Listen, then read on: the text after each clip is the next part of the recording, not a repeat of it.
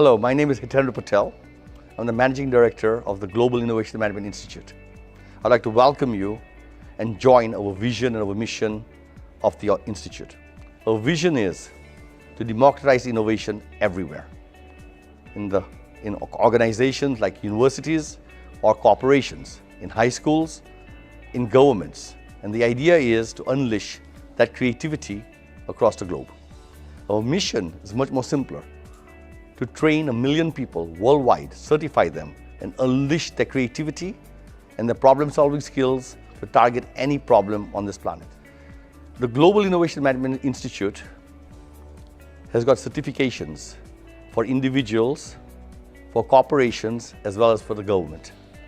And the whole idea over here is through certifications, people have the right to practice innovation. Through certifications, we create a roadmap for how to get better and improve as we get level 1 certificate to level 2 to level 3.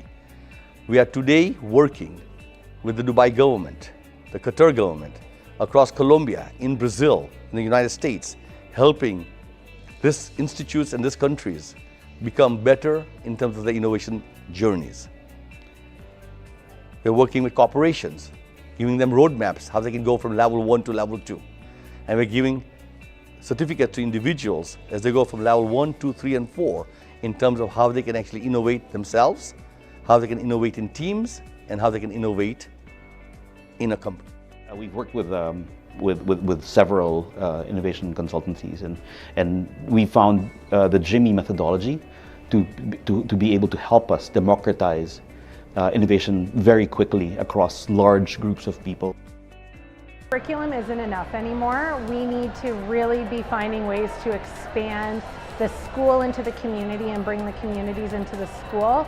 And design thinking and the GIMI impact model is what's going to help do that. I think that we really need to start looking for authentic, experiential learning opportunities for our students. And this is a really great framework that teachers can use that makes it easy to do. The value that we see being part of the GIMI program is that we can offer capability building for students, for professionals, for corporations, and that's really exciting to be able to create a language that can help everybody connect with what strategic innovation is. Today we've got 25 countries who are partners of the Global Innovation Management Institute. We'd like to see all 195 plus countries becoming part of this institute. So we are looking for training partners across the globe. We're looking for university partners in every one of those countries so they can be part of our network. And we would like to see companies and corporations around the world all embracing the certification programs of GIMI. And as a result, we can target any problem and we can solve any problem. Join us on our mission through certificates to give people the right to practice and a roadmap of how to improve.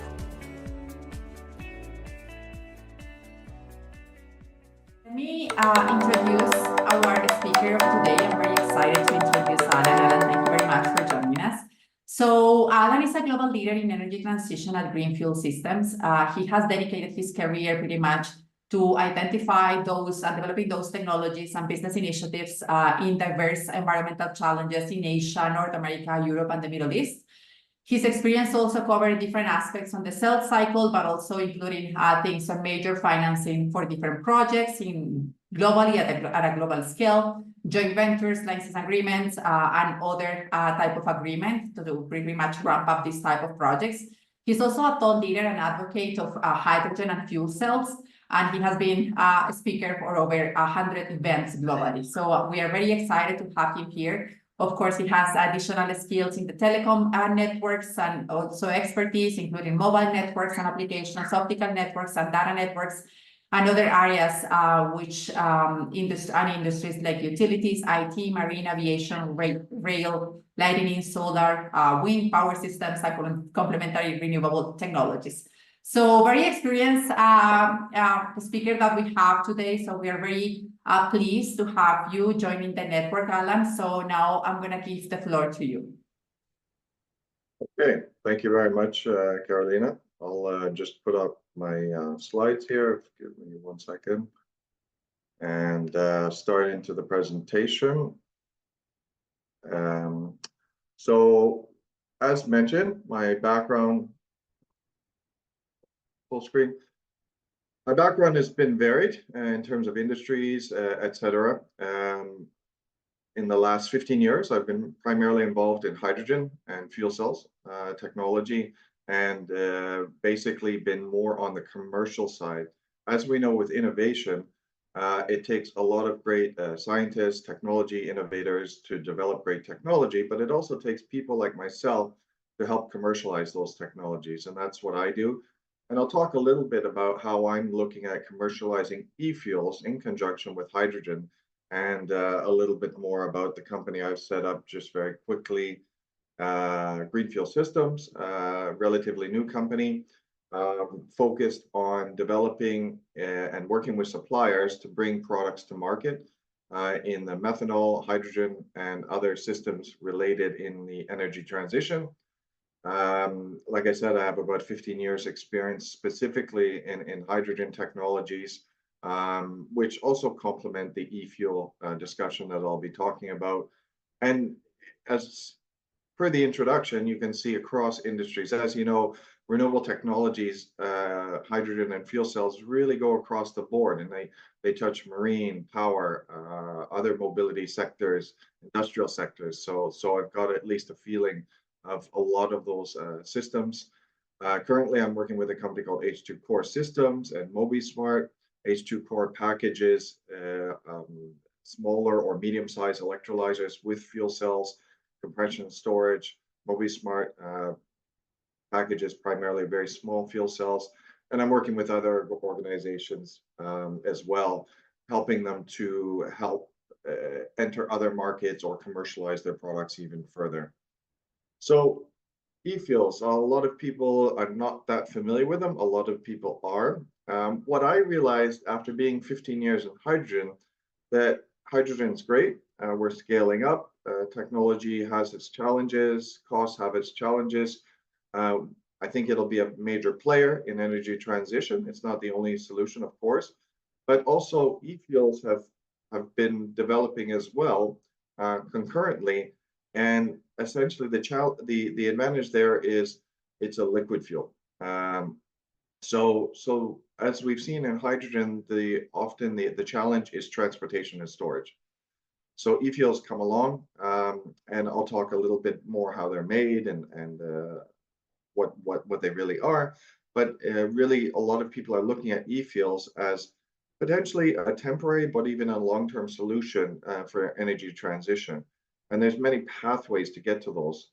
As you know, globally, we're moving towards lower carbon emissions, lower pollution environments, and the energy transition is complicated. There's not one solution fits all. And sure, batteries, solar, wind are the main drivers in this area, but we also need ability to move electrons. And that can be done definitely via hydrogen, but it also can be done via e-fuels as well. So I put this slide up. It's from S&P. They have some great insights, but basically a lot of, or the majority of e-fuels today, from at least what I've seen, are methanol. So methanol has a fairly reasonable concentration of hydrogen. And like hydrogen, most of it is made from natural gas. But as you can see here, global renewable methanol projects, there's other sources, and I'll get into that, on ways you can get methanol. You can get it from hydrogen and CO2, and you can get it from biomass. And those are both considered what we call green methanol or e-fuels. And here you can just see a map of where a lot of the projects are globally. There's a lot in Europe today in the near future, but as you can see, Asia, the US, and I believe other regions of the world will develop fairly soon. Myself, I've been centering a lot of my efforts in Southeast Asia and also in Canada, where I'm from, but also there are definitely great potential in South America and Africa, where there's a great propensity of biomass available. And when I talk about biomass, I'll talk a little bit more about it, but often I consider the biomass capability focus on biomass waste instead of taking out of the food system. So as a fuel, the biggest driver is here on the top right, which is marine. And Maersk often drove that initiative early on by committing and already deploying and running dual fueled methanol fueled vessels. And they already have a few vessels commissioned. And I believe they've got over 30 vessels that they've purchased using methanol. And now I believe for large ocean going ships, there's over 300 vessels already purchased. And the nice thing about methanol, unlike, let's say, ammonia, is the safety factor. From various studies, methanol, if it's spilled in the water, is 12,000 times safer than ammonia. And of course, it's a liquid as well. So I think methanol, although the concentration of hydrogen is slightly lower in methanol, I think it has great potential because it's really safe. It's bunkered in most ports, and it's obviously giving us the CO2 and NOx and SOx reductions that we're looking for and focused on with energy transition. And as I mentioned, the ability to move it into or produce it in different methods gives it a very unique ability. Not only is it used in marine, it's in China. There's actually methanol fueling stations for vehicles, cooking, and also large-scale generators using methanol now. So this area is definitely growing. It's moving quickly, and we're expanding more and more into adoption of that. So biomass to X, and I'm talking about eFuels, but there are also other capabilities of developing or using biomass to create, for instance, biocoal as one example. But I won't get into that to a large extent. But of course, biomass has great versatility, economic impact locally, and the ability to use biomass waste is what I'm focused on. Of course, there's ethanol, and that's very popular, as many of you know, in Brazil. But that of course takes out of the food system, whether it be for animals or people. What I'd like to see and what we're trying to develop at Greenfield Systems is using primarily waste from biomass. And there's a lot of waste globally, whether that be in South America, Central America, Asia, Africa as well. So this is, I think, an area that has great potential. And when you talk about innovation, there's a lot of new companies innovating in this space. There's a lot of new developments on how to use biomass, pyrolysis technologies, etc., that use the biomass to convert it to energy. Conversely, when you talk about hydrogen too, and that's one of the pathways, hydrogen plus CO2 actually can create methanol as well.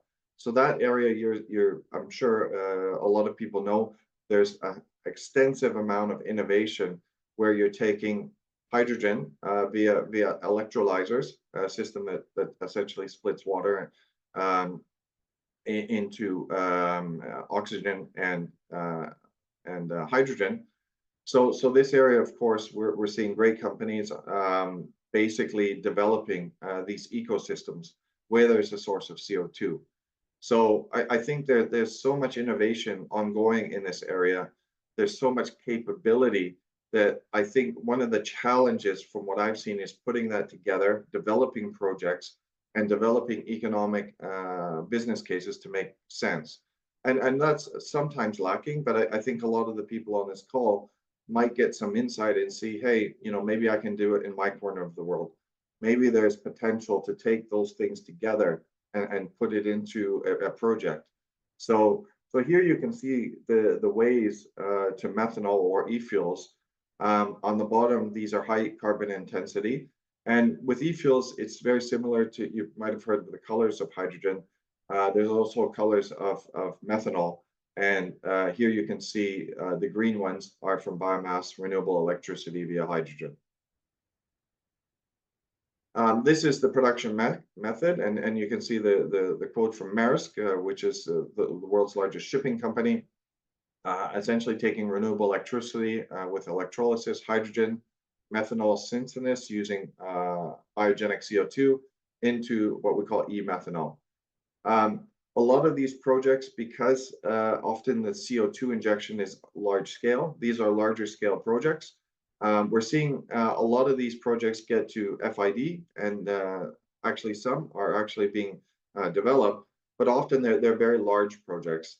So definitely these are in the time frame in the next few years for development. And I think anybody in the call who's interested can look at the developing these, but often they're very large, and they might take a few years for fruition because of the size of them. And again, not to say that they're not viable, they're definitely viable, but in the next few years, we're going to see more and more cost reductions, especially on the left here in electrolysis space, and we're seeing further reductions, as we know, in renewable energy costs. So those projects are definitely ongoing, and I think anybody on the call has where there's good renewable sources of electricity, definitely could to develop these projects. Conversely, on costs of biomass or biomethanol, as we call it, you can see on the bottom left here, those costs, and the very bottom there, it's maybe hard to see, is gray methanol, which is essentially from fossil fuels. So the cost of biomethanol or with feedstock is actually very close today to gray, or what we call gray. And in the blue, as you can see today, the cost of methanol using hydrogen is a little bit higher today, and usually needs a little bit of incentives from government to be comparative to the fossil fuels.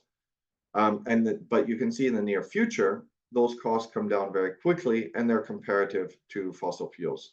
So essentially what I'm saying here is today, small-scale biomethanol projects can be comparative or close to comparative to gray or fossil fuel-based, and with green hydrogen, those costs come down a little bit further in the next few years. What we call e-methanol from CO2s with a renewable source. So it's just to show you the economics that are there, at least in recent studies, and you can understand where they're going as a levelized cost of energy and fuel versus fossil fuels. Okay. And this was done with a company I worked with called Advent previously, essentially doing comparison. So of course, carbon reductions are key for energy transition. And this is just using one simple example, which is a diesel generator. And you can see here a diesel ICE using gray methanol, biomethanol, and e-methanol as inputs. And you can see the CO2 reductions. Why I put gray there is because with a fuel cell, you're creating a lot greater efficiency. So even if you're using a fossil fuel source, you're saving about 40% CO2. When you use biomethanol, that's up to 83%. There is some CO2 in the, let's say, overall calculations. And then with e-methanol, that's using hydrogen and CO2 capture, it's about 97%. And again, you have variances and studies and et cetera, but that's at least one example that shows the extensive CO2 reduction. And as we know, energy transition is a journey. As I mentioned, not one solution fits all. And I think one of the challenges, people have an understanding that solar, wind are great technologies. There's less efficiency losses, et cetera. But when you're talking about fuels, these are challenges that you can't really do necessarily with intermittent renewables, as an example. And if you have those renewables, great. But sometimes you need it for transport, as I mentioned, like marine and other areas where you can't necessarily use renewables. And of course, renewables are intermittent. So these are solutions that allow for that. We need to move electrons around and energy around. So that's where the liquid fuels or transportable fuels come in. So biomass, as I mentioned, was a key proponent in developing what we call biomethanol or bioefuels. And what we're seeing in especially in the developing world is a lot of that biomass potential is being wasted, to be fair. It is underutilized. And I think that's where the opportunity for innovation and capability for developing projects is. And that's where I'm doing a lot of my work right now. Um, One, it gives additional ecosystem development for farmers. It gives them another crop per se, if you want to call it, by basically containing a lot of the biomass waste, transporting it somewhere, and then utilizing it into development of biofuels.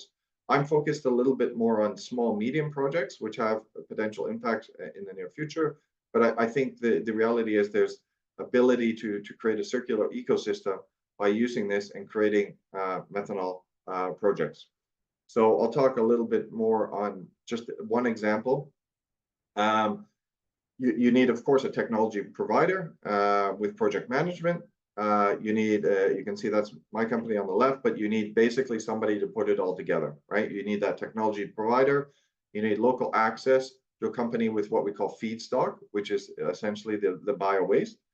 And then you need an offtake, meaning somebody who will buy that methanol. It could be a Maersk, it could be a large company looking for a renewable source of methanol or eFuels.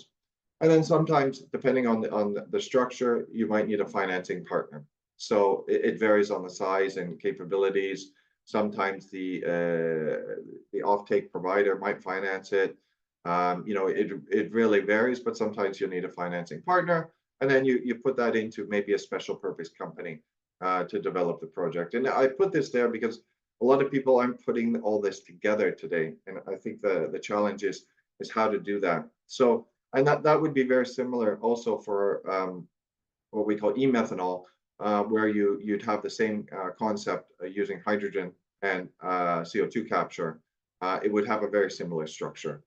So I just wanted to present that so people get a basic understanding of how that might look and essentially if they're looking at developing those projects. So just a few summary slides. The developing world has extensive amount of biomass available today that is, I believe, underutilized. A liquid fuel, I think, is absolutely essential, or let's say clean liquid fuel is absolutely essential for energy transition, for things like transportation and storage, long-term storage. These technologies have definitely become more and more mainstream, and I think have potential to become or are becoming commercially viable. There's huge demand. As an example, biomethanol, the demand from the shipping industry is quite massive right now. Maersk and others are buying up most of the demand. So there's definitely potential for offtake now. And local fuel production, whether you use that locally, you could use it in a combined cycle generator or fuel cell. Producing your fuels locally, I think it inherently makes a lot of sense. It de-risks, cost of fuel and also cost of energy as well. So for me, I've filled a need, I believe, in certain areas, both by identifying technology providers, by identifying feedstock providers, and putting those organizations together. And then, of course, ensuring that there's demand for it, which definitely there is in the market. So putting that all together, I think maybe people on the call can see that there is great potential to put that together into your own projects locally. So methanol or eFuels, this is a summary slide, and there's a lot of great information from the Methanol Institute on the pathways via hydrogen or via biomass that are a little more detailed than we have time for the call. But essentially, it's simple, it's efficient as a hydrogen carrier. It's green, of course, as I showed the slides on the CO2 reductions, etc. It's compliant with a lot of legislation out there. And what is in here is also is safe. It's very simple to transport, store, use, but also as a fuel, it's very safe. And it's available now. I think that's the key too. A lot of these projects are ongoing, as I showed on the slides, and the ability to develop these projects right now is definitely viable from an economic perspective today. So that said, Thank you very much. I think I was pretty close to being on time, so very important, and of course, very happy to entertain any questions as we move forward. Alan, thank you very much for that insightful presentation. Let me maybe ask the people in the audience, if you have any questions, just please make sure that you put it in the chat, and then we will address those with Alan as we can see them coming through. But one couple of questions maybe, Alan, on our side. So you mentioned that you probably for these large projects, you might need a financing partner, right? So do you have any idea on, let's say, on the projects that are being developed right now globally at a large scale, let's say, how much of that is coming from the financing of the private sector, let's say companies and large corporations, as you were mentioning, and how much of that is coming from the public or governmental kind of funding? Because I know they're also kind of providing subsidies and then some supports in terms of investments and this type of things. Do you have an idea or this kind of ratio, how it is? Yeah, I mean, because it's developing, it's hard to say a specific ratio, but it's a very good question. But I think most of these projects are privately financed. We're not seeing as much government involvement because, like I said, at least in the biomass projects, they're relatively small, $10 to $15 million investment. So but the very large hydrogen projects are seeing a lot more, let's say, governmental support. But I'd say on the biomass side, primarily it's been private support in terms of developing the cost structures or financing, I should say, of these projects. And because the economics are very attractive as well, you know, we've done models where you're seeing, let's say, on the capital investment, a 1 to 3 year payback already, which is very attractive, as you can imagine. So it's very exciting to see that. Because the cost of the feedstock is relatively low, the technology is getting better, and the cost of technology isn't prohibitive. So I think that those projects, because they're very attractive on a financial perspective, they don't really need a lot of governmental support. Got it. Thank you, Alan. I think the government is playing a crucial role in some of the countries, but of course the private sector will be kind of the orchestrator pretty much of these large projects across the globe. So we have a question here from Lorena. Lorena, do you want to ask the question to Alan? Thanks. Hi, Alan. Thank you so much. Hi, Carolina. Alan, I have a question. Do you also want to produce e-diesels with this technology? Or with this technology, you can produce hydrogen, methanol, and diesel also? Sorry, which field did you say again? Which field? E-diesel. E-diesel. Or diesel, synthetic diesel. Yeah, I mean, that's an option or a pathway for the e-fuels, definitely. E-diesel, often, yeah, the pathway I haven't really explored as much, but I know there is pathways via this area to e-diesel. But often it's using the my understanding, again, it's maybe not complete, but my understanding e-diesel is often using existing, let's say, feedstocks using food, such as corn. So that for me, I think it's a pathway if there's availability, for sure. But often they're using palm or corn for e-diesel, my understanding. So I'm trying to focus more on the waste product from the agricultural ecosystem. My understanding, at least again, it's not complete, but my understanding that's for e-diesel, you have to use more different type of crops. So the waste products is a little bit more challenging. And that may change in the next few years with innovation, but at least that's my understanding today. So I have a reply. So do you know that it's more easy produce e-methanol than e-diesel right now with the current technology? That's my belief. Again, I've been focused more on the bio waste, right? I believe with e-diesel, it's using more ecosystem using crops, you know, that are out there today that could be used for the food system as well. Yeah. So that's for me. I think again, it's not necessarily a bad pathway, but I believe using the agricultural waste has a great opportunity because, of course, also the feedstock is far less, and it's a utilization of an area that's often, like I said, in many countries, they just burn it today, or it goes into a landfill of some kind, which, there's one area I didn't even talk about, which is carbon credits, which, the whole ecosystem for these projects has very attractive carbon credits. And that area for agricultural waste, I think, would be very attractive as well.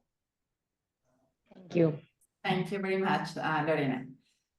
So Alan, we have another question from Enrique right now. So do you have any ideas or perspective around the impact of methanol on engine power performance compared to conventional fuels for marine propulsion? Yeah, I mean, there's various studies online, but just fuel density is definitely better on diesel, to be fair today, right? So you would need more fuel in whether it be a marine vessel or whatever vessel or vehicle that you're using.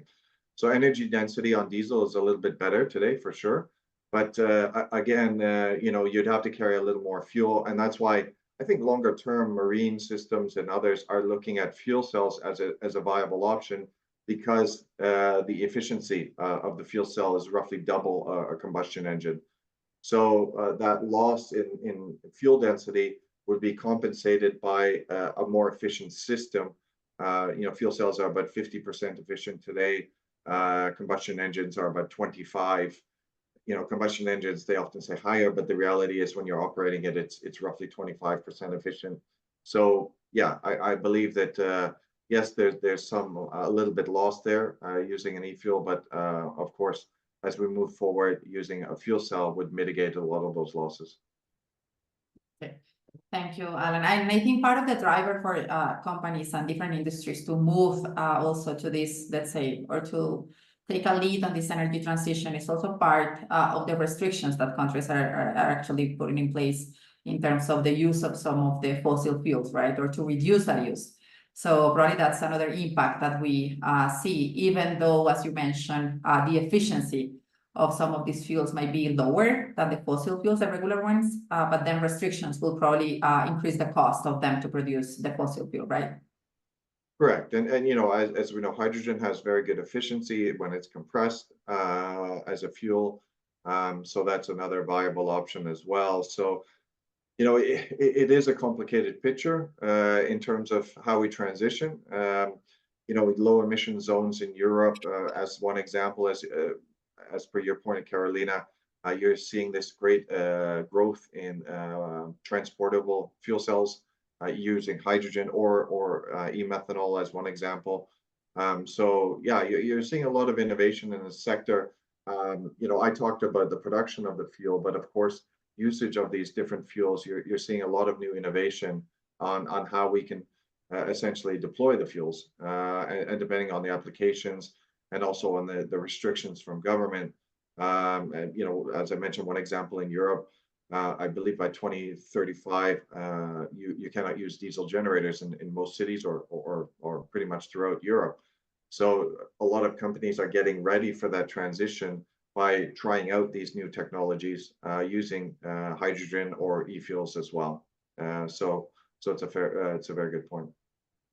Thank you, Al. Let's talk a little bit about that specific, let's say, the cost drivers that are that you are aware that are being developed to be able to decrease that, let's say, production of hydrogen, let's say.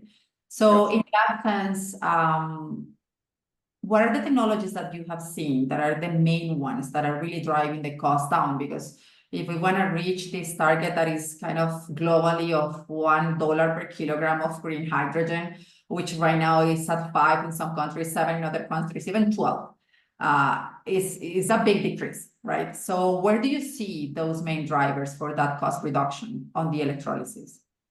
Yeah, no, that's a very good question. I get that asked a lot. So yeah, I'll take at least my view and understanding. So, I've been in and around electrolyzers for about 15 years. So I'm a little bit of gray hair, and of course, I've been in the industry a while. So needless to say, I think the industry has seen a huge scale up right now. There's so many new companies in electrolysis, and a lot of people were very worried because last year, for instance, green hydrogen prices actually went up. And I was trying to explain to people a lot of that factor was everybody started building big factories. I was in the industry 15 years ago, very small little companies per se, developing very small systems. Now everybody's scaling up for large scale projects. So there's a huge sunken investment to develop that. So getting to $1 a kilogram is challenging. I don't even know if natural gas can hit $1. So I think that goal of $1 is going to be tough, to be fair. As mentioned, $5 to $9 is roughly where I think most of the industry is today. You're seeing, as we know, continued decreases in solar and wind, which is the driver for the input. And when you talk about green hydrogen, the majority of that is actually the energy that comes into it. It varies, but let's say roughly 70% is actually the energy. So the 30% of electrolysis, we have a long way to go to reduce those costs. There's a lot of great companies out there working quite hard to do that, but we're seeing a little bit of, I think, a short-term bump in those price increases, merely because everybody put in a lot of money to develop big factories and large-scale economic production. So to get specifically to your question, Carolina, to get down to, let's say, I think realistically $3 a kilogram, we're talking probably a couple of years along the way. Where that exactly is, I read the studies all the time. Those studies vary so much. So it's hard to say exactly. But I think by the end of this sort of 2030s, we'll definitely be in that range in the fossil fuel area. And exactly when that happens is really hard to say exactly. But I think those drivers in terms of large-scale production of electrolysis has changed the game quite a bit. You're seeing large-scale entities investing in those companies. Siemens, et cetera, are heavily involved. So I think you're going to see those cost reductions. When we get there with fossil fuel, it's not really exactly where, or hard to say where it's going to happen, but I think it's in the near future.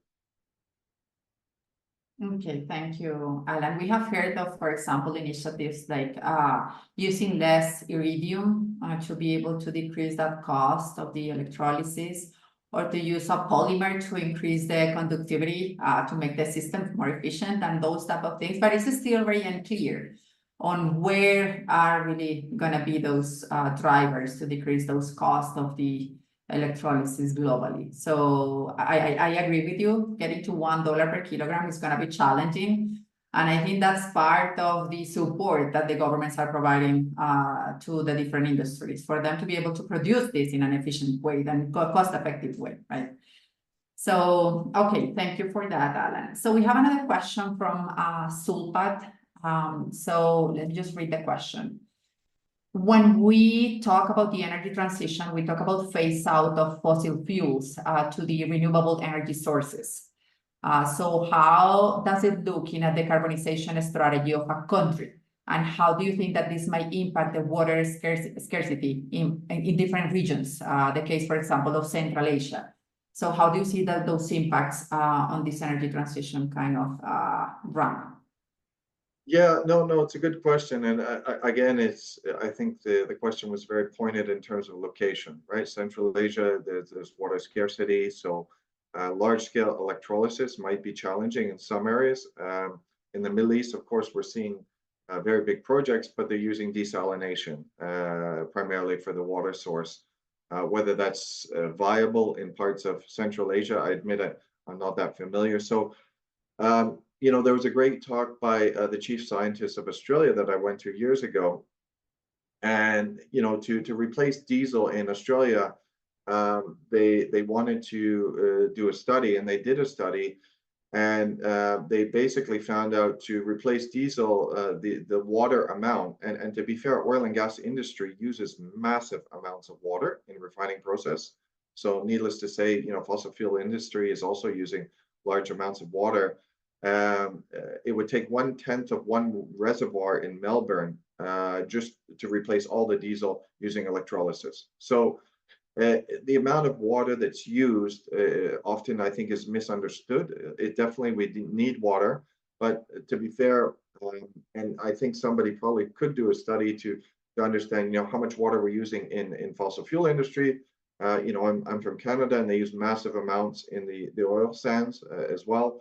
So comparatively, are we using more water potentially for renewable hydrogen or in the fossil fuel industry today? I think that would be a very good study to understand that as well. So, but I've always believed, and whether it be Central Asia, South America, or other countries, use the resources you have at hand. And why I brought up biomass as an option, where I think potential in Southeast Asia, Africa, and South America is great, where there's a lot of biomass waste as an option.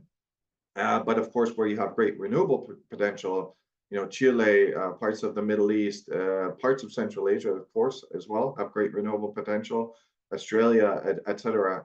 I think those areas are very ripe.